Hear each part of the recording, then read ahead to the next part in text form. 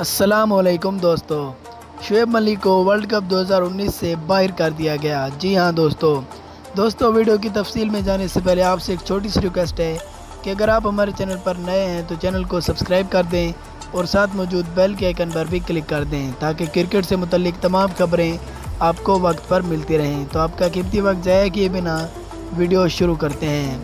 تو دوستو جیسا کہ آپ جانتے ہیں کہ فہیم اشرف کی جگہ شعیب ملک کو ورلڈ کپ 2019 کے اسکواڈ میں شامل کیا گیا تھا۔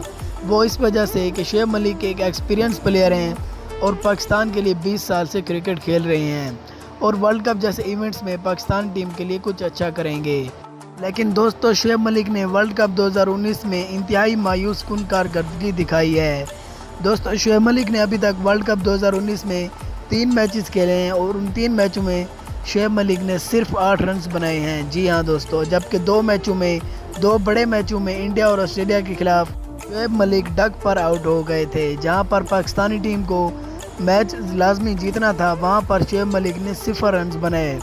تو دوستو اسی کو مد نظر رکھتے ہوئے پاکستانی ٹیم نے انتہائی اہم ترین میچ میں جنوبی افریقہ کے خلاف شعیب ملک کو بٹھا کر حارث سہیل کو موقع دیا، جس کا حارث سہیل نے بھرپور فائدہ اٹھاتے ہوئے 59 گیندوں پر 89 رنز بنائے، پاکستانی ٹیم کی جیت میں اہم کردار ادا کیا۔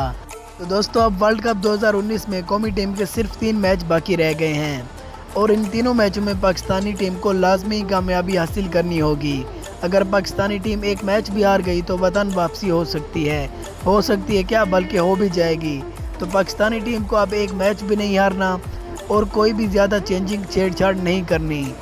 دوستو اب ایک بات تو کنفرم ہو چکی ہے کہ جس طرح سے حارث سہیل نے بیٹنگ کی ہے تو ان کو تو اب کسی صورت میں بھی نہیں بٹھایا جا سکتا اور شعیب ملک کو اگلے 3 میچوں میں موقع بالکل نہیں دیا جائے گا۔